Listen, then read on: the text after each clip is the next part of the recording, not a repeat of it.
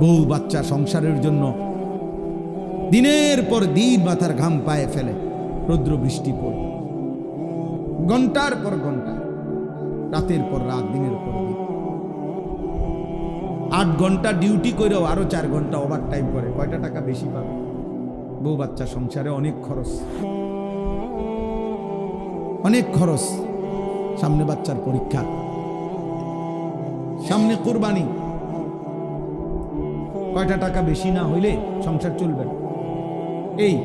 এই যে মানসিকতা, ফলে পুরুষ বেচারা আর ঘুমাইতে পারে না, অপশন নিতে পারে না।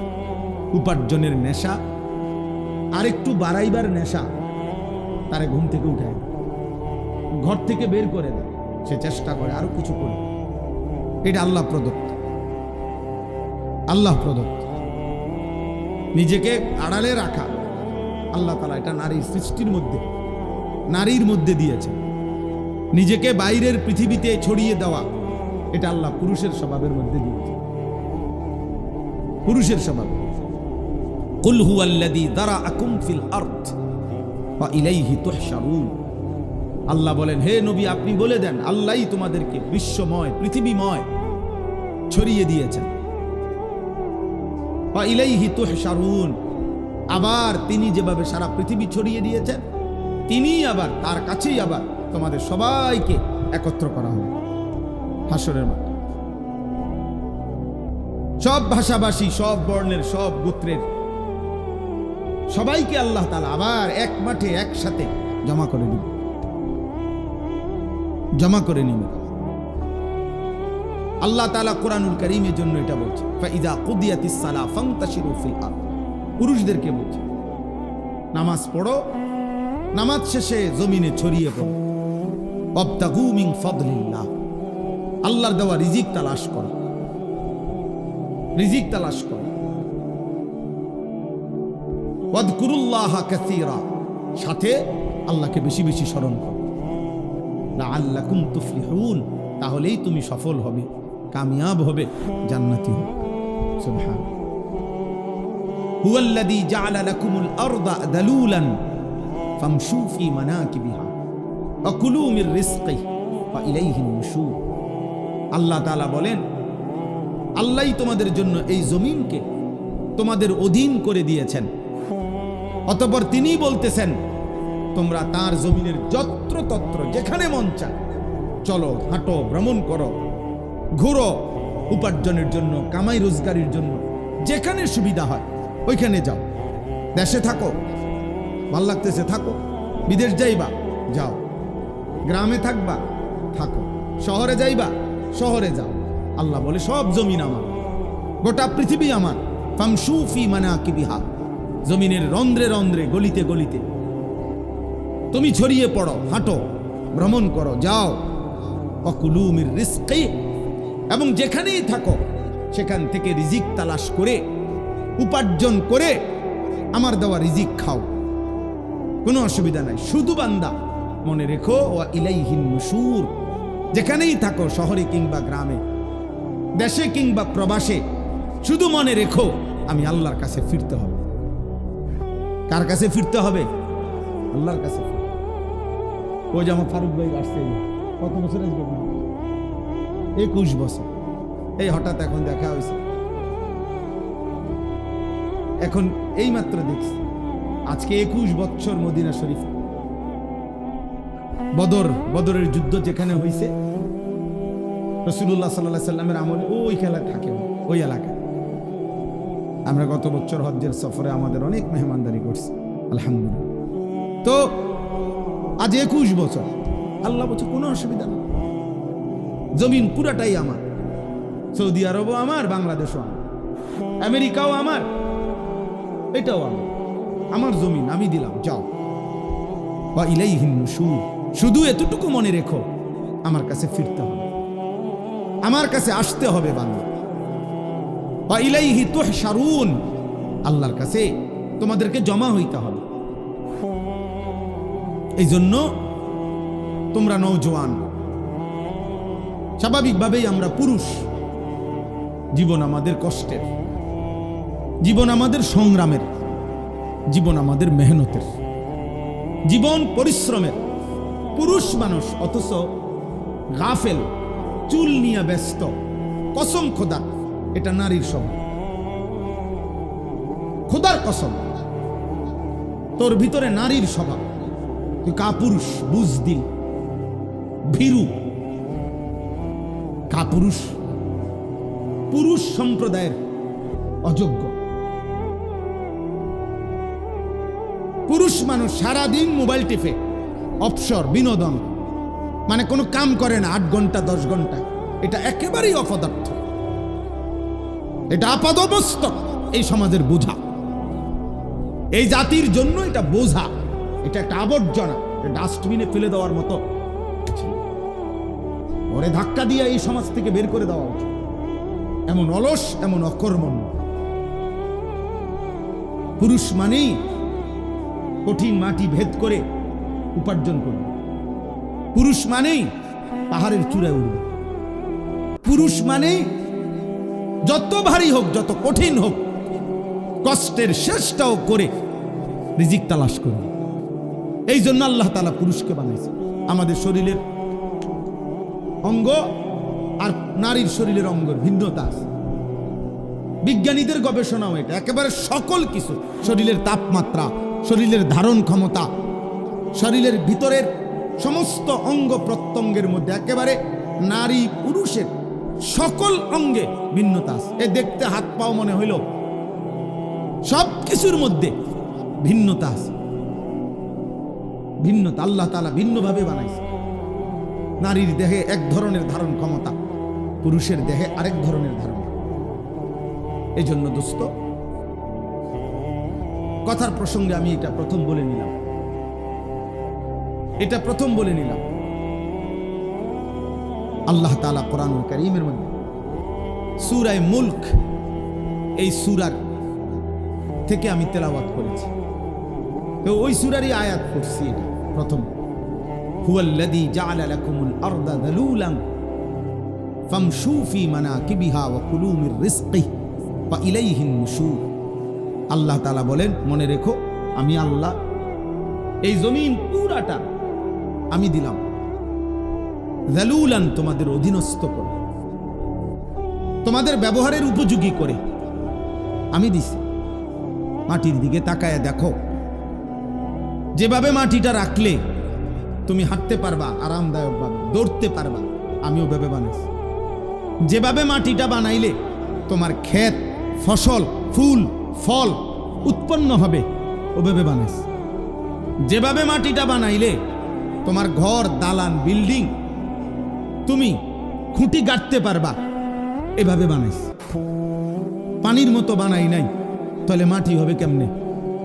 আবার ফোমের মতো এমন নরম বানাই নাই, তাহলে স্থির হইয়া দাঁড়াইবা কেমনে, দৌড়বা কেমনে, হাঁটবা কেমনে?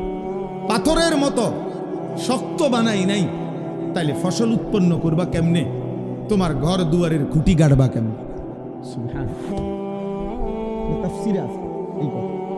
আল্লাহ তাআলা বলেন, আমি যালুল, অধীন করে বানিয়েছি। যেমনে বানাইলে তোমার এই 3টা বিষয়, এক, এই জমিনে তোমাকে হাঁটতে হয়, দৌড়তে হয়, আমি ওই উপযোগী করে বানাইছি। 2, এই জমিন থেকে প্রতিনিয়ত তোমার খাবার, খাদ্য, ফসল, ফুল, ফল উৎপন্ন হয়, ওই উপযোগী করে বানাইছি। 3, এই জমিন থেকে তোমার হাজারো ঘর, দুয়ার, ভবন, এর খুঁটি গাঁথতে হয়, তোমাকে পিলার করতে হয়, আমি ওই উপযোগী করে বানাইছি।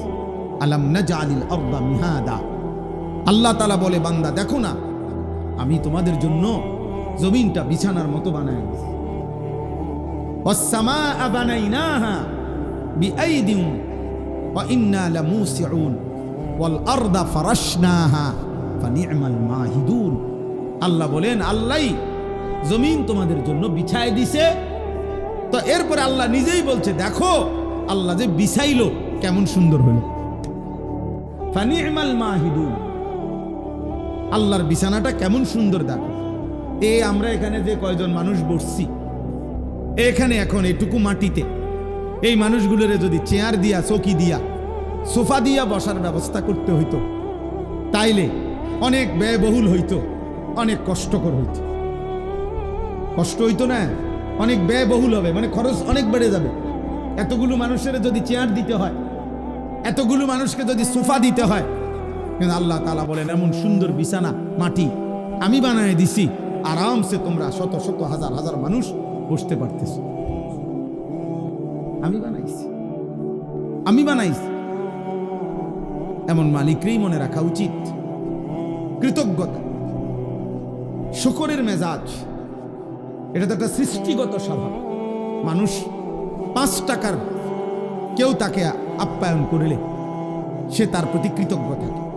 একটা চিপস কাউকে দিলে, বাচ্চাকে যদি কেউ চিপস দেয়, একটা চকলেট দেয়, তো ভদ্র ফ্যামিলির মা বাবা বাচ্চাকে বলে দেয়, চাব্বু আঙ্কেলকে থ্যাংক ইউ দাও, ধন্যবাদ জানাও, আঙ্কেল তোমাকে একটা চিপস দিয়েছে। তাহলে একটা 10 টাকার চিপসের যদি কৃতজ্ঞতা হয়, তো এই কোটা কায়নাত যিনি দিয়েছেন তার প্রতি কৃতজ্ঞতা হয় না? তো তোমরা যারা নামাজ পড়লা না, তোমরা আল্লাহর সাক্ষী রেখা মুসলমানের বাচ্চা হইলে বলো তো, এই তোমরা সবাই এশার নামাজ পড়ছো? বলো। এখন যদি তোমাদেরকে যারা যারা এশার নামাজ পড়ো নাই ঘাট ধরে যদি বাইর করে দেওয়া, হ্যাঁ, কি পরিমাণ লজ্জিত হবা? কোন ফেরেশতা যদি তোমার ঘাড় বরাবর একটা একটা টানা চক্কনা মারে, থাপ্পড় মারে, যে বেয়াদব, কোন লজ্জায় মুসলমানের দ্বীনি মজলিসের মধ্যে বসলি, তখন কি হবে? কিছু প্রতিবন্ধী এখনো হাসে, কিছু প্রতিবন্ধী যে বুঝছে যে আমারই বলতেছে, কিন্তু বাকি আমারে হাসি আসতেছে। আহারে বেহায়া, হাই নির্লজ্জ, এটুকু লজ্জাও তোর চলে গেছে, এটুকু বিবেকও চলে গেছে। কাকে বলতেছে? যে আমাকেই বলছে। অনেক মানুষ বিষয় কোরআনুল কারীমের মধ্যে আছে, আল্লাহ তাআলা বলছে ওয়ালাউ ইউআখিযুল্লাহুন নাসা বিমা কাসাবু, আমি আল্লাহ তাআলা যদি প্রত্যেককে তার পাপের কারণে নগদ এই দুনিয়ায় ধরতাম, একটি পাপের শাস্তি পূর্ণ দিতাম, মা তারাকা আলা যাহরিহা মিন দাব্বা, তাহলে আমার জমিনে একটা প্রাণী আমি আল্লাহর 1 সেকেন্ড নাফরমানি করে পরবর্তী সেকেন্ড আর ঘাড় সোজা করে, পিঠ সোজা করে হাঁটতে পারত না। আমি রহম করি বান্দা, আমি দয়া করে ছেড়ে দিচ্ছি, নয়তো তোর মতো 14 বছরের নাফরমান, তোর মতো 16 বছরের নাফরমান যে আল্লাহকে একটা সেজদা দিলি না, তোর মতো এত কম বয়সী নাফরমানকে যদি ফেরেশতা ফাসাতে একটা লাথি মারে, তো তোরে পৃথিবীর ওই প্রান্তে পাঠাই দিবে। এক লাথি, একটা লাথি দিলে তুই পৃথিবীর ওই প্রান্তে গিয়া পড়বি বেটা নাফরমান। আল্লাহকে চেনো না বেয়াদব, সৃষ্টিকর্তাকে চেনো না বেয়াদব। কি শিখলা জীবন? কি শিখলা? কি চিনলা বেটা? থুতু বেটা তোদের কপালে, বেটা বেনামাজি, যেগুলা বেনামাজি তোরা, তোদের কপালে থু, থুতু তোদের কপালে বেটা, থুতু।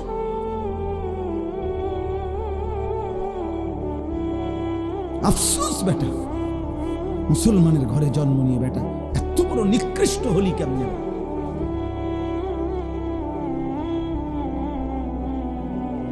মোবাইলের নর্তকী দেখে কয়জনের ঘরে কোন নর্তকী আসছে? 30 বছরও যদি বেটা মোবাইলের নর্তকী দেখো, ওই নর্তকী তোর ঘরে আসবে কোনোদিন? আর সে আসলে তাকে দিয়ে করবি কি তুই? ওর কিছু আছে? ওর যা ছিল তো টাকার মূল্যে বিক্রি করে দিছে, ও তো তার রূপ দেখাইয়া বিক্রি করে দিছে টাকা দিয়ে, তো ওর আছে কি?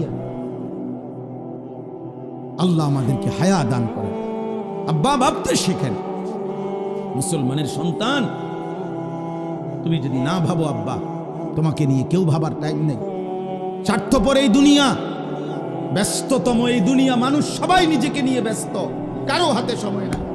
লক্ষ লক্ষ বাবার হাতে টাইম নাই, সন্তানের পিছনে সারাক্ষণ যত্ন নিবে, এই টাইম বাপের হাতে নাই। লক্ষ লক্ষ মায়ের হাতে বর্তমানে সময় নাই, মহিলার মোবাইল 3টা, ঘরে টেলিভিশন, মহিলা প্রত্যেক দিন বাজার আর মার্কেট, থ্রি পিস কিনতে কিনতে বেডির চলে গেছে জীবন, জুতা কিনতে কিনতে বেডির সময় চলে গেছে। তোমার খবর নিবে কি? কেউ নাই আব্বা, এই সমাজ বড়, কেউ নাই, কেউ নাই। এই জন্য তোমরা এই বেশি পরিমাণ নষ্ট হয়ে যাচ্ছ। আগলাইয়া নেওয়ার মতো কেউ নাই, টেনে ধরবার মতো কেউ নাই, ডাকবার মতো কেউ নাই। আমার মা বলছিল, আমার মা, যে আমার বড় ভাই, মা সব সময় বলতো এটা, যে ফুত তোর বড় ভাই যখনই কেন্দ্রীয় পরীক্ষা, বোর্ড পরীক্ষা দিত, মা বলছে প্রত্যেক পরীক্ষার সময় বাপ আমি, যতদিন আমার ফুতে পরীক্ষার হলে ছিল, আমি বলা যায় এই 2 ঘন্টা 3 ঘন্টাও কোন কোন সময় 1 ঘন্টা 2 ঘন্টা নামাজের সেজদার মধ্যে থাকতাম, আল্লাহকে সেজদা দিয়ে কাঁদতাম আর বলতাম, আল্লাহ আমার প্রথম সন্তান বেইজ্জতি করেন না, আমার প্রথম সন্তান যদি ভুল পথে যায় আমার বাকি সন্তান সব ভুল হয়ে যাবে। আমার মা বলতেন এটা, বড় ভাইয়ের জন্য মা এই পরিমাণ কাঁদছেন, দোয়া করছেন। আলহামদুলিল্লাহ, মার 4র্থ শ্রেণী পড়ুয়া মা, হুদা ক্লাস 4 স্কুলে আমার আম্মা পড়ছে বেটা, এই কদ্দুর বেটা।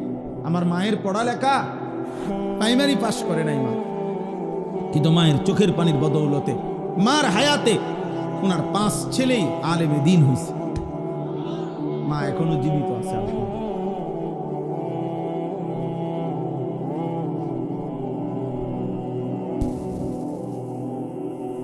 অতএব আল্লাহ তাআলা বলেন, বান্দা ওয়া ইলাইহিন নুশুর, পৃথিবী আমার, জমিন আমার, খাও কোনো মানা নেই, 1000 আইটেম খাও, কোনো সমস্যা নেই, উপার্জন করো, রোজগার করো, বাজার করো, ব্যবসা করো, বিদেশ করো, কোনো সমস্যা নাই, ভবন করো, বিল্ডিং করো, কোনো মানা নাই বান্দা। আমি নিষেধ করছি না, সব তো আমি দিলাম, তোমার জন্যই তো দিলাম, তোমাদের জন্যই তো আমি বানাইছি। হুয়াল্লাযী খালাকা লাকুম মা ফিল আরদি জামিআ, আল্লাহ বলেন আল্লাহই তোমাদের জন্য গোটা জমিনের সব সৃষ্টি করেছেন। সাখখারা লাকুম মা ফিস সামাওয়াতি ওয়াল আরদ, আল্লাহ বলে 7 আসমান ও জমিন আমি আল্লাহ তোমাদের অধীনস্থ করে দিয়েছি।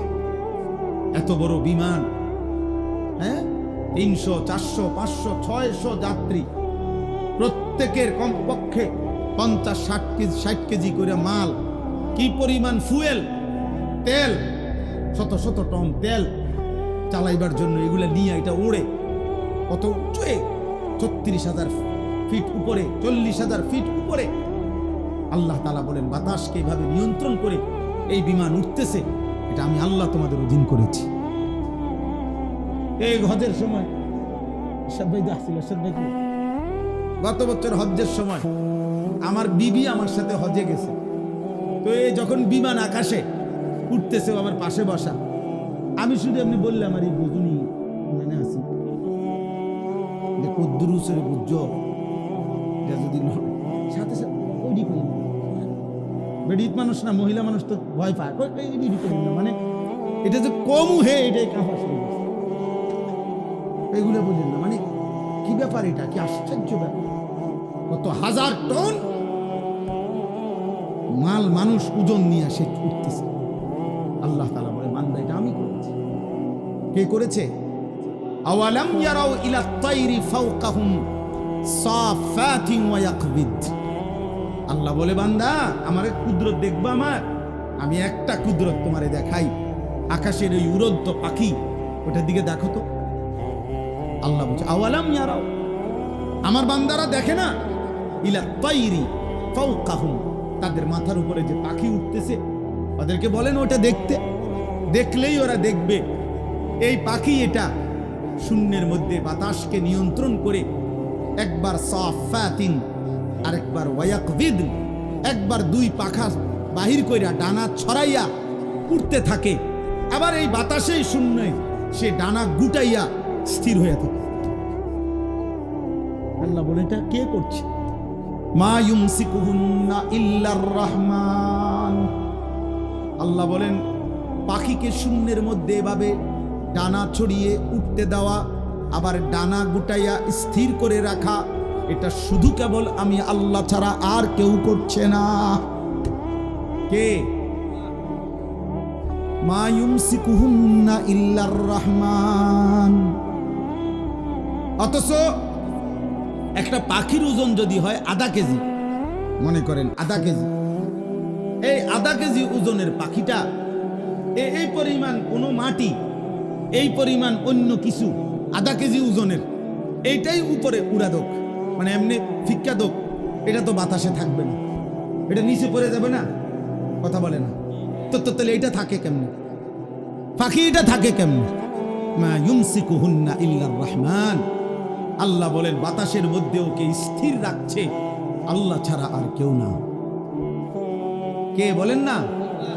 আল্লাহ বলে তো আমাকে দেখো, আমার ক্ষমতা দেখো, আমার কুদরত দেখো, আমার শক্তি দেখো। ইন্নাহু বিকুল্লি শাইইন বাসীর। আল্লাহ তাআলা বলেন, আল্লাহ তাআলা সকল বিষয় এই সৃষ্টির প্রত্যেকটা নড়া চড়া তিনি শতভাগ পূর্ণ দৃষ্টিতে দেখতেছেন। কথা বলে না? শতভাগ। এই সৃষ্টির কায়নাতের কোথাও একটা সুতা, কোথাও একটা পাতা নড়ে না আল্লাহ তাআলার নজর এড়িয়ে। আল্লাহর দৃষ্টির বাহিরে এই কায়নাতের কোনো কিছু আছে কি? ইন্নাহু বিকুল্লি শাইইন বাসীর। আল্লাহ তাআলা বলেন, তো যে মালিকের এই ক্ষমতা, ওই মালিকের সাথে যুদ্ধ করছো কেন? নামাজ না পড়ে তুমি কার লগে তেরামি করলা? মেম্বারের লগে, চেয়ারম্যানের লগে। এটা বেয়াদবিটা করলা কার সাথে? তো তুমি উনাকে কি মনে করলা? তুমি উনাকে কি মনে করলা?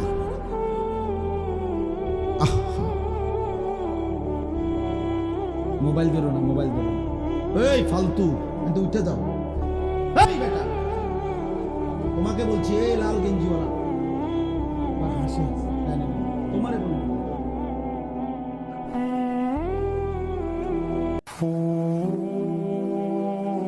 জি, তো আল্লাহ তাআলা বলে, বান্দা এটা বুঝতে শিখো। বান্দা আমার আড়াল থেকে যাইবা কেমন? আমার নজর থেকে আড়াল হইবা কেমন? বলেন, কারো ক্ষমতা আছে আমাদের? ওমা তাকুনু ফি শানিন ওমা তাতলু মিনহু মিন কুরআনিন ওয়ালা তা'মালুনা মিন আমালিন ইল্লা কুন্না আলাইকুম শুহুদান ইয তুফিদুনা ফীহি। আল্লাহ বলে, বান্দা তুমি যখন যেখানেই থাকো না কেন, আমি আল্লাহর কোরআন থেকে যেটুকুই পড়ো না কেন, যখন তুমি যেই আমল করো না কেন, আল্লাহ বলে যখনই কিছু করতে থাকো আমি আল্লাহ কিন্তু তোমার সামনেই থাকি। যাই করো বান্দা আমি সামনেই থাকি। গভীর রাতে মোবাইলে অশ্লীল ছবি দেখলে আমি দেখতেই থাকি। রাত গভীরে তাহাজ্জুদের সেজদা দিলে আমি দেখতেই থাকি। মদের আড্ডায়, জুয়ার আড্ডায়, নারীর আড্ডায় যেই নাফরমান রাত কাটায় তাকেও দেখি। সেজদার মধ্যে যেই ইমানদার তাহাজ্জুদের কান্নাকাটি করে আমি তাকেও দেখি। এক নজরেই দেখি, বরাবর দেখি, উভয়কেই আমি দেখি। আলাম ইয়ালাম বিআন্নাল্লাহা ইয়ারা। আল্লাহ বলে, জানে না বান্দা কি জানে না আমি আল্লাহ তাকে দেখি। দেখি কিনা? আয়াহসাবু আল্লাম ইয়ারাহু আহাদ। আল্লাহ বলে, আমার কি বান্দা ভাবে না? সে কি মনে করছে তাকে কেউ দেখে না? বলে না? কোন বুঝে নারী দেখো, কোন বুঝে হারাম ছবি দেখো? চারিদিকে কেন তাকাও? লুকাইবার চেষ্টা করো কার থেকে? মার থেকে, বাবার কাছ থেকে। বাবা যেন না জানে, মা যেন না জানে, পৃথিবীর মানুষ যেন না জানে। জানলে কি হবে? লজ্জা দিবে। কিন্তু আরশে আজিমের মালিক আল্লাহ বলেন, আমি যে দেখছি আমারে কি বলবা?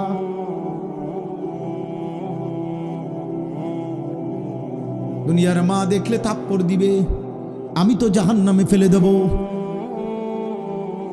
দুনিয়ার মানুষ জানলে ছি ছি বলবে। রব্বুল আলামিন বলেন, আমি তো নাফরমান, তোকে জাহান্নামে ফেলবো। কাল্লা ইন্নাহা লাযা। নাজ্জাআতাল লিশ-শাওয়া। আল্লাহ বলে কিয়ামতের দিন কোনো অবস্থাতেই কোনো নাফরমান মাফ করা হবে না। হাসরের ময়দানে মাফ হবে না। হাসরের ময়দানে বিচার হবে। বিচারের মাধ্যমে যে জাহান্নামের ফয়সালা হবে তাকে ধাও ধাও জাহান্নামের আগুনে ফেলা হবে। নাজ্জাআতাল লিশ-শাওয়া, এক সেকেন্ডের আগুন তার সারা দেহের চামড়া খুলে ফেলবে, চামড়া খসে ফেলবে। তামাশা মনে করো না বা মা হয়তো তোমারে ধরতে পারে নাই, বাপ ধরতে পারে নাই, এই সমাজের কেউ আর তোমার লগে কুলাইতে পারলো না। তোমার অসভ্যতার, তোমার নোংরামি, তোমার বান্দ্রামি, তোমার নোংরা জীবন, নষ্ট জীবনের সামনে হয়তো কেউ পারলো না, কিন্তু আল্লাহ, তার সাথে তুমি পারবা কেন? ওয়ালাকাদ কাযযাবাল্লাযীনা মিন ক্বাবলিহিম ফাকাইফা কানা নাকির। আল্লাহ বলেন প্রত্যেক যুগে পিছনের দিনে যারা যারা আমি আল্লাহর কথাকে মিথ্যা মনে করেছে, খবর নিয়ে দেখো তাদের সেই মিথ্যাবাদিতার পরিণতি কি হয়েছে। দেখো বান্দা, জিজ্ঞেস করো ফেরাউনের কি হয়েছিল, নমরুদের কি হয়েছে, কারুনের কি হয়েছে, নূহ আলাইহিস সালামের কওম, লূত আলাইহিস সালামের কওমের কি হয়েছে। কেন আল্লাহ কাউকে পানিতে ডুবাইলেন? কেন আল্লাহ কাউকে ঝড় তুফানে শেষ করে দিলেন? কেন আল্লাহ কাউকে পানিতে ডুবাইয়া ফেললেন? কেন বন্ধু? আল্লাহর নাফরমানি, বলে না? কারণটা কি? আল্লাহর নাফরমানি ছাড়া আর কিছু কথা বলে না? ফেরাউন ডুবলো কেন? কারুন ধ্বংস হলো কেন? লূত আলাইহিস সালামের কওমকে উল্টায় ফেললো কেন? নূহ আলাইহিস সালামের কওমকে পানিতে ডুবায় ফেললো কেন? গুনাহ, গুনাহ, নাফরমানি, আল্লাহ বাধ্য। তো তুমি তা করে বাঁচবা কেমন? আজ না হোক কাল তো কবর পর্যন্ত পৌঁছতে, এরপরে মৃত্যুর সামনে মুখোমুখি হলে তারপরে আল্লাহ আমাদেরকে বুঝ দান করে। এজন্য সূরা মুলক, এই সূরার যে আয়াত আমি পড়তেছিলাম, প্রথম আয়াত এটা পড়লাম। আল্লাহ তাআলা বলেন, আমার একটা কুদরতের নিদর্শন দেখাইলাম, তুমি পাখির দিকে তাকিয়ে দেখো, এটা কখনো ডানা ছড়িয়ে উঠতে থাকে, কখনো ডানা গুটাইয়া স্থির হয়ে থাকে, কিন্তু উভয়টাই বাতাসকে নিয়ন্ত্রণ করে নিচে পড়ে যায় না। আল্লাহ তাআলা বলেন, এটা আমি করছি, এটা আমি করছি, আমি সব দেখি। আমার একটা একটা মাখলুক, এই যে ছোট্ট পোকাটা উঠতেছে, আল্লাহ তাআলা বলেন এটা আমার ক্ষমতায় উঠতেছে, আমার আড়ালে নাই। আফ্রিকার গহীন জঙ্গলে যে প্রাণীটা হাঁটে আমি তাও জানি। সাতবক জমিনের নিচে যদি কোনো পিঁপড়া হাঁটে, পিঁপড়ার গতিটাও আমি জানি। সাত আসমানের ঊর্ধ্বে যে ফেরেশতা হাঁটে আমি তাও জানি। আমার নজরে, আমার চোখের সামনে। আল্লাহ আমাদেরকে বুঝার তৌফিক দান করেন। প্রিয় ভাই, মুসলমানের সন্তান আব্বা, এমন হায়াত কদর করেন, সবাই কদর করেন। বাবা চাচা আপনাদেরকেও বলি, হায়াতের কদর করেন, জিন্দিগির কদর করেন। আপনাকে আপনি মনে না রাখলে কেউ মনে রাখবে না। আমি যদি আমাকে খেয়াল না রাখি, কার সময় আমার হাত পাও, আমার শরীর, আমার দেহ নিয়ে কার টেনশন? আমারই টেনশন। প্রত্যেক মানুষ অ্যাক্সিডেন্ট থেকে নিজেই নিজেকে বাঁচাইতে চায়, প্রত্যেক মানুষ রোগ সুখ থেকে নিজেই নিজেকে বাঁচাইতে চেষ্টা করে।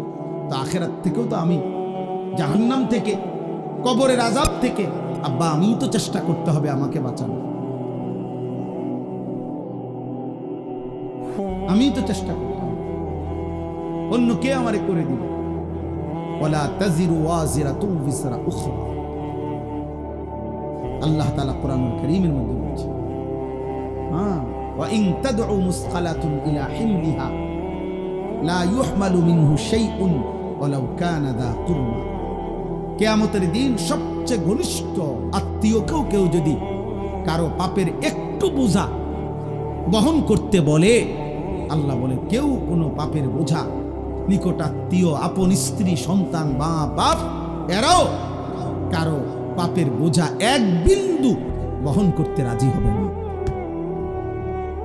ওয়ালা ইয়াসআলু হামীমুন হামীমা ইউবাসসারুনাহু। আল্লাহ তাআলা বলেন এই চোখে সরাসরি দেখা সত্ত্বেও ঘনিষ্ঠ বন্ধু, অকৃত্রিম বন্ধু, কিয়ামতের দিন একজন আরেকজনকে দেখেও কেউ কাউকে কিছুই জিজ্ঞেস করবে না। ফাইযা নুফিখা ফিস-সূরি ফালা আনসাবা বাইনাহুম ইয়াওমাইযিন ওয়ালা ইয়াতাসাআলুন। আল্লাহ তাআলা বলে কিয়ামতের দিন যখন ইসরাফিল ফু দিবে, হাসরের ময়দান দাঁড়াবে, তো কেউ কাউকে কিছুই রক্ত বংশের আত্মীয়তার পরিচয় দিবে না, কেউ কাউকে কিছু জিজ্ঞেসও করবে না। আমি মনে করাই দিই, আমরা প্রত্যাখ্যান করলে সমস্যা নাই। তুমি যদি বলো যে আগের মতোই, আমি কোনো অসুবিধা নেই। কোনো দুই একজন মদখোর বাবা খোরের জন্য পৃথিবী আটকাবে না। সূর্য সূর্যের গতিতেই উঠে, সূর্য সূর্যের গতিতেই ডুবে, তুমি শেষ হয়ে গেলে। কোন সিটার বাটপারের জন্য পৃথিবী কিচ্ছু থামে না, সে নিজে নষ্ট হয়ে যায়। এই আর কি। কার এত টাইম আছে, কার লাগে কি খবর রাখে, কোথায় কোন মাল নষ্ট হইতেছে, এত খবর রাখার টাইম, সময় কোথায়? এই জন্য আমরা প্রত্যেকেই বলবো, আল্লাহ তাআলা বললেন আম্মান হাদাল্লাযী হুয়া জুনদুল লাকুম ইয়ানসুরুকুম মিন দুনির রহমান। আল্লাহ তাআলা বলেন, বান্দা ভাবো তো, আমি তোমাকে জানতে চাই, হে নাফরমান বান্দা, পাপী বান্দা, আমি আল্লাহর বিপরীতে, আমি আল্লাহকে বাদ দিয়ে তোমার এমন কোন বাহিনী আছে তোমার কাছে, যেই বাহিনী আমি আল্লাহর বিপরীতে তোমাকে সাহায্য করব? আমি যদি সিদ্ধান্ত দেই শাস্তি দেব, আমি যদি সিদ্ধান্ত দেই নিরাপত্তা দেব না, তো তোমার আমি আল্লাহর সাথে যার রাখেন, আমনে না হইলেও আমার লোক আছে, তো সে কে? কথা বলে না, বলো না নওজোয়ান ছেলেরা, বলো আব্বা, কে সে? আমার চোখের এই বাম চোখের উপরে ওই এলেঙ্গানা কি বলে, এটা হইছে একটু ফুলে গেছে, তেলেঙ্গা। তো এই কালকে বিকাল থেকে সন্ধ্যা থেকে এই পর্যন্ত সারাক্ষণ আমার কাছে মনে হইতেছে যে আমার এই জায়গাটা খসখস খসখস করতেছে, ব্যথা করতেছে। তাইলে এই সামান্য একটু জ্বর, একটু সর্দি, একটু মাথা ব্যথা, একটু পেটের অসুখ, একটু চোখের ব্যথা, জিন্দিগিটা এলোমেলো করে। স্বাভাবিকতা মানুষের, স্বাভাবিক চলাফেরার, উল্লাস, আনন্দ, স্বাভাবিক জীবন চলার সব কিছুকেই পেরেশানিত করে ফেলে। যে মানুষ আমরা এত দুর্বল, আর এই সুস্থতা আমাদের, এই ছোট্ট বড় যে কোনো রোগ ব্যাধি, এখান থেকে সুস্থতা দেওয়ার মালিক একমাত্র আল্লাহ ছাড়া আর কি? বলো না ভাই, এই কথাটা, এই সাধারণ কথাটা তোমরা বুঝতেছ না কেন? বেনামাজি বাবা ভাই আপনারা বুঝেন না কেন? কেন বুঝেন না? আল্লাহর সাথে আমি সব সময় বলি, আল্লাহর সাথে কেন নারাজ হইলেন? আল্লাহর সাথে অভিমান করলেন কেন? এমন মালিকরে মানুষে ভুল করে কেন? এমন দয়াময় মেহেরবান রবকে ভুলে যায় কেমনে আমরা? তো আল্লাহ তাআলা বলেন, ইনিল কাফিরুনা ইল্লা ফি গুরুর। শোনো, প্রত্যেক নাফরমান বেঈমান মূলত ধোঁকার মধ্যেই আছে। সে মনে করে মদ খায়, জুয়া খেলে, সে মনে করে চুল ফিরে, সে মনে করে মোবাইল আছে, নর্তকী আছে, সে মনে করে জিনা করছে, ব্যভিচার করছে, গাঁজা খাইতেছে, কুট্টা খাইতেছে, বাবা খাইতেছে, সে মনে করতেছে উল্লাস, দরবার কেউ নাই, ছুইবার কেউ নাই, বাধা দিবার কেউ নাই। আল্লাহ বলে, না না, প্রতিটা নাফরমান বেঈমান মূলত ধোঁকার মধ্যে আছে। ধোঁকা, ধোঁকা, ধোঁকা। কিসের মধ্যে? ইনিল কাফিরুনা ইল্লা ফি গুরুর। আল্লাহ বলে, দুনিয়া তোরে ধোঁকা দিছে নাফরমান, নারী তোকে ধোঁকা দিছে, একটা ছোট্ট মোবাইল তোকে ধোঁকা দিছে, কয়টা অসৎ বন্ধু তোকে ধোঁকা দিয়ে ফেলেছে, মদের আড্ডা তোরে ধোঁকা দিছে, জুয়ার আড্ডা ধোঁকা দিছে, পাথরের মূর্তি তোরে ধোঁকা দিছে, মূর্তি পূজা তোরে ধোঁকা দিয়ে দিছে, একটা বিল্ডিং, একটা দালান, সামান্য কয়টা টাকা, একটা এলাকার সামান্য কুদ্দুর ক্ষমতা তোরে ধোঁকা দিয়ে দিছে। তুমি মনে করছো 7 রাজার ধন পাইছো, একদিন ঘুমের থেকে ওইটা দেখে কিচ্ছু নাই, কিচ্ছু নাই। এখানে একটা আয়াত আছে, কুল আরাইতুম ইন আসবাহা মাউকুম গাওরা ফামান ইয়াতিকুম বিমাইন মাঈন। আহা, একটা আশ্চর্য কথা বলছে আল্লাহ। বলে, এই শোনো, এই তোমাদের এই মাটির একটি নির্দিষ্ট পরিমাণ স্তরে আমি আল্লাহ তাআলা এই পৃথিবীর তোমাদের সবার জন্য ব্যবহারের যত পানি এগুলো আমি রাখছি। বিশ্বাস করো বান্দা, যদি আমি আল্লাহ তাআলা যেটুকু দূরত্বে তোমার পানি থাকে এটুকুর থেকে উঠাও তোমার মেশিন, তোমার যন্ত্র, তোমার মোটর, আমি যদি পানির স্বাভাবিক লেয়ার, তাপমাত্রা আর লেয়ার এটা আমি যদি একদম ভূগর্ভস্থে আমার জমিনের তলদেশে নিয়ে যাইগা, পানির এই স্তরটা এটা যদি নিচে নেইগা, তো ফামাইয়াতিকুম বিমাইন মাইন, তাহলে তোমাদের এই চলার সারা দিন রাতের এই হাজারো পানির এই ধারা তোমাদের জীবন জীবিকা পরিচালিত করার জন্য, বলো না বান্দা, কে এনে দিবে পানি? কে এনে দিবে? কি করছো তোমরা?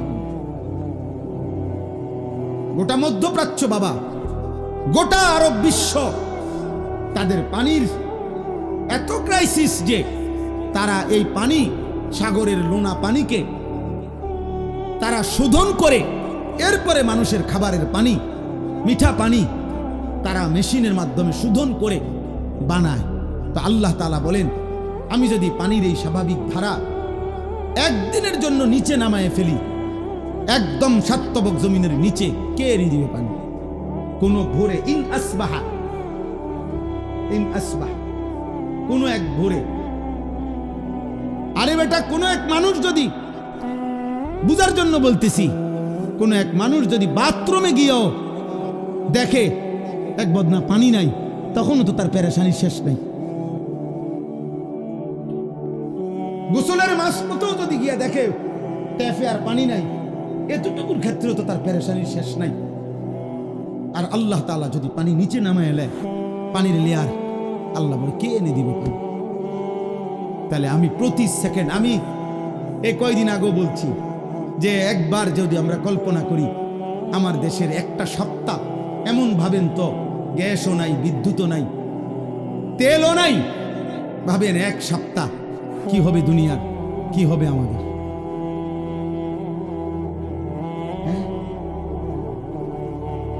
কেমনে জীবন বাঁচবে? আরে আপনি বলেন এগুলো বাদ দেন, আপনি শুধু এটা ভাবেন যে এক সপ্তাহ আমার বাংলাদেশে, মনে করো ভাই যে এক সপ্তাহ শুধু লবণ, সামান্য প্রয়োজনীয় জিনিসটা নুন, লবণ নাই মনে করেন, আর সব আছে মনে করেন, শুধু নুনটা নাই, টোটাল নাই মনে করেন, আমার দেশের এই লক্ষ কোটি মানুষের রান্নার কি অবস্থা হবে? বাচ্চার খাবারের লোকমা উঠবে কেমনে? তাহলে একটু লবণও যদি আমাদের হারিয়ে যায়, আমাদের জিন্দেগি কি হবে? আমাদের যদি হলুদ রসুন, হলুদ পেঁয়াজ যদি সরে যায়, কি অবস্থা হবে? তার মানে ছোট্ট থেকে ছোট্ট প্রয়োজনীয় জিনিসটাও আল্লাহ তাআলা স্বাভাবিকভাবে এই পৃথিবীর মধ্যে আমাদের জন্য ব্যবস্থা করছেন। আল্লাহ বলে, বান্দা, আমার মতো দয়ালু মেহেরবান তুমি পাইবা তো? এমন মেহেরবান মালিক পাবা তো? আল্লাহ তাআলা এরপরে বলেন, আম্মান হাদাল্লাযী ইয়ারযুকুকুম ইন আমসাকা রিজকা বাল্লাজু ফি উতুবিন ওয়া নুফুর। আল্লাহ তাআলা বলেন, আবার উদাহরণ দিছে। আল্লাহ তাআলা বলে, বান্দা, এই যে প্রতিদিন প্রতি মুহূর্তে আমি তোমাদের যে রিজিক দেই, খাদ্য, খাবার, পানীয়, ফুল, ফল, ফসল, খাবার, এই যে রিজিক, আল্লাহ বলে যদি একদিন আমি আল্লাহ তোমাদের রিজিক বন্ধ করে দেই, তো আমি আল্লাহকে বাদ দিয়ে তোমাদের কে সে যে তোমাদের মুখে খাবার তুলে দিবে? বলো না ভাই, নওজোয়ান ভাই, বলো না। এমন মালিকরে কেমনে সেজদা না করে ঘুমো? কেমনে ঘুমানো বুঝি না। সারাদিনে মুসলমান এক ওয়াক্ত নামাজ পড়ে না, আমার এটা মাথা ধরে না, আমি এটা বুঝি না। আব্বা, মুসলমানের সন্তান এমন নিকৃষ্ট হয় কেমনে? একটা সেজদা দেয় নাই। মানুষের বাচ্চা এত বড় জানোয়ার হয় কেমনে? আমি বুঝি না। মানুষের ঘরে জন্ম নিয়া এত বড় জানোয়ার, এটা কেমনে হইল? হায় হায় হায়। এক কুত্তা সারাদিন কোন সেজদা না দিয়া শুইয়া গেল রাত 10টায়।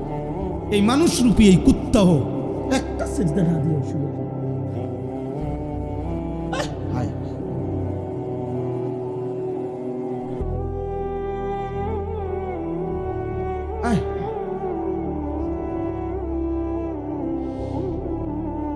আম্মান হাদাল্লাযী ইয়ারযুকুকুম ইন আমসাকা রিজকাহ।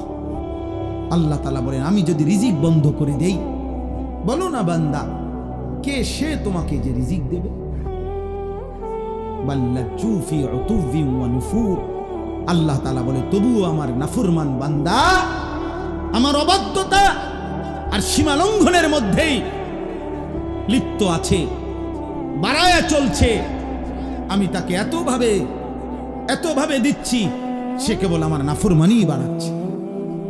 সর্বশেষ কথা হলো, আফামান ইয়ামশি মুকিব্বান আলা ওয়াজহিহি আহাদা আম্মান ইয়ামশি সাবিয়ান আলা। উঠে না ভাই, উঠে না, কেউ উঠবেন না, একদম উঠবেন না, দয়া করে একটা ছেলে উঠো না ভাই। অনেক কষ্টের, অনেক মেহনতের, অনেক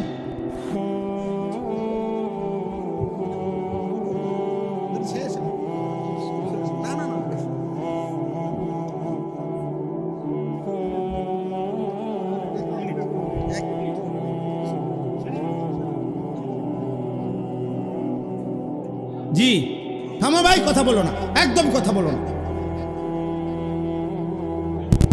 আমরা সকলেই বলি আলহামদুলিল্লাহ, সকলেই বলি আলহামদুলিল্লাহ।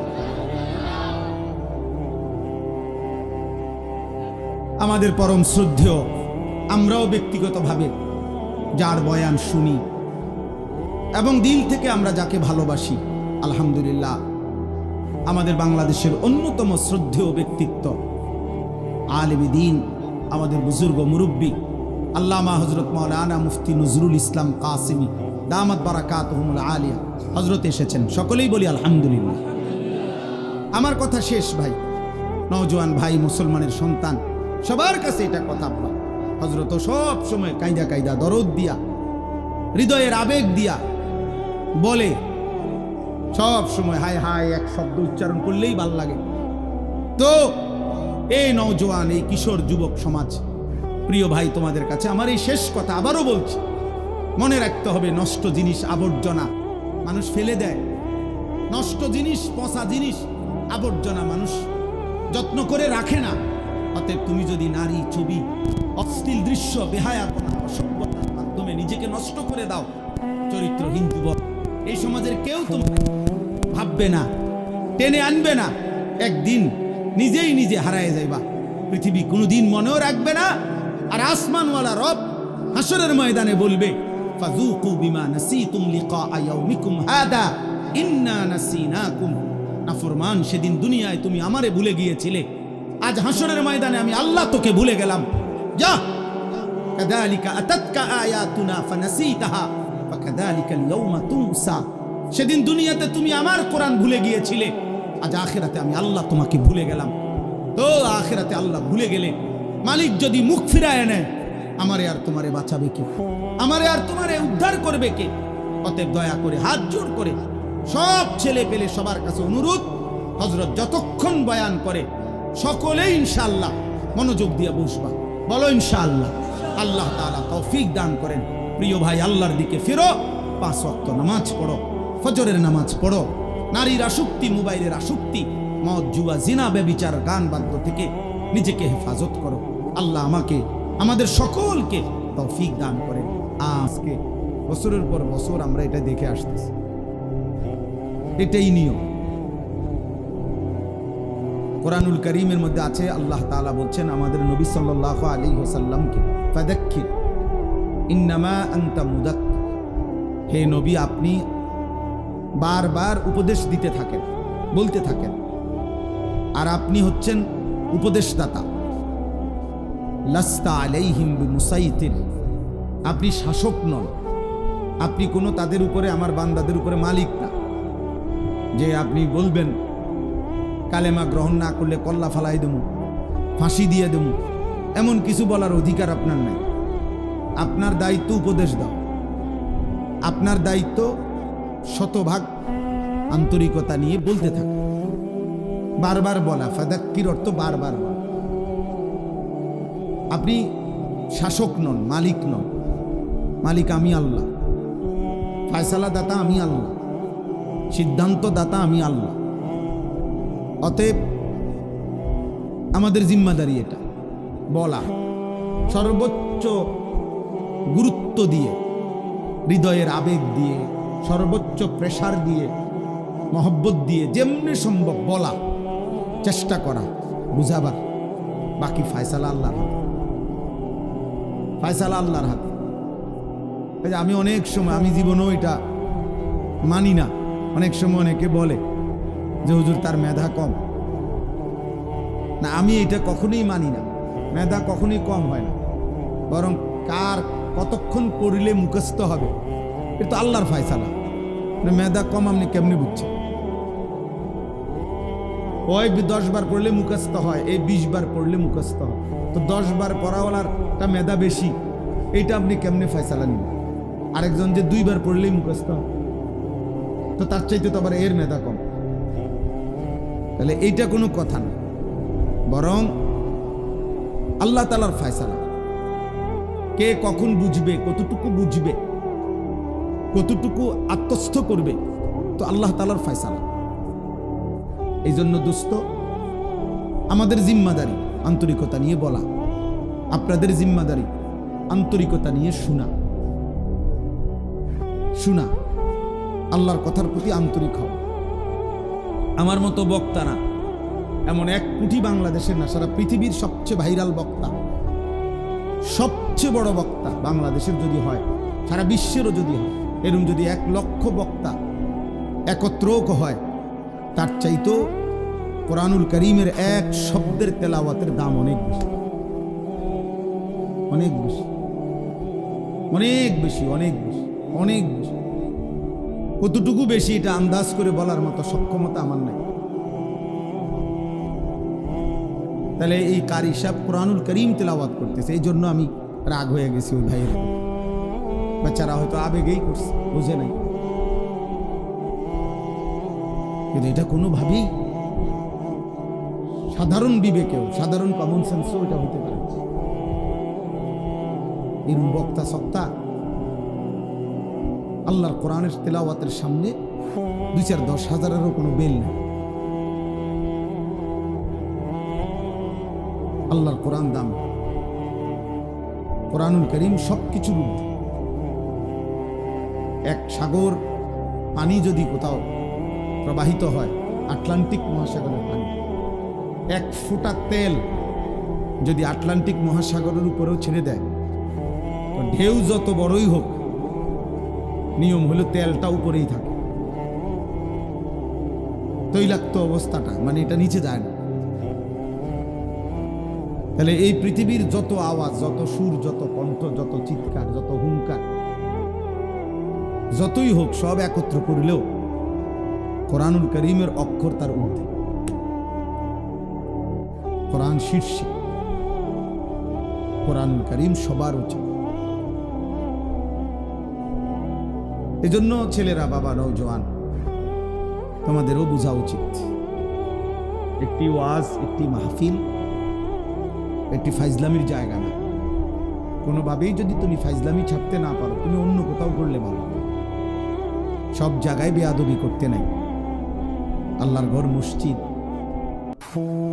দ্বীনি মজমা, আল্লাহর ঘর কাবা, রাসূলুল্লাহ সাল্লাল্লাহু আলাইহি ওয়াসাল্লামের রওজা, এরকম বরকতময় কোনো জায়গায় সবখানেই ফাইজলামি করতে নাই। এই জন্য অনেক ছেলে আছো তোমরা, এই সর্বত্রই মনে করো সব সময়টাই হাসি ঠাট্টা, হই হুল্লোড়, রং তামাশা, ফাইজলামি, বান্দরামি, সব জায়গায় একই রকম।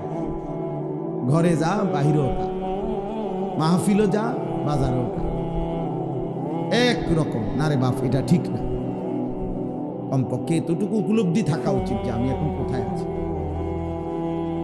আসহাবুত তামিজ, এটা অনেক বড় নিয়ামত, মানে পার্থক্য শক্তি থাকা, এটা বুঝা আর কি, যে কোনটা হালাল, কোনটা হারাম, কোনটা উচিত, কোনটা অনুচিত, কোনটা জায়েজ, কোনটা না জায়েজ, কোনটা পাক, কোনটা নাফাক, কোনটা সঠিক, কোনটা ব্যাঠিক, কোনটা ন্যায়, কোনটা অন্যায়, কোনটা উচিত, কোনটা অনুচিত। এতটুকু বুঝ, দিমাগ থাকা, বিবেক থাকা, বোধ থাকা, বিবেচনা বোধ থাকা, একজন সুস্থ স্বাভাবিক মানুষ হওয়ার জন্য কমপক্ষে এটুকু জরুরি,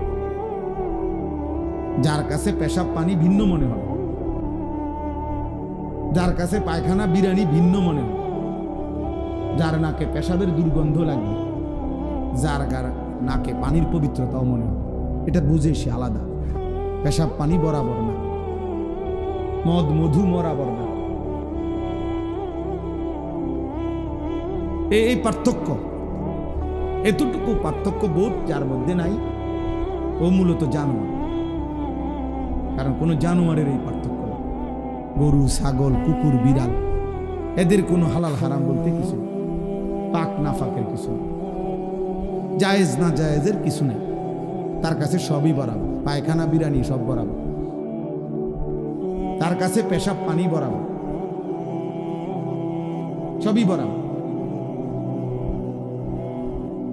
কিন্তু আমরা মানুষ, তদুপরি শুধু মানুষ না, আমরা মুসলমান। আমাদের স্টেজ অনেক ঊর্ধ্বে।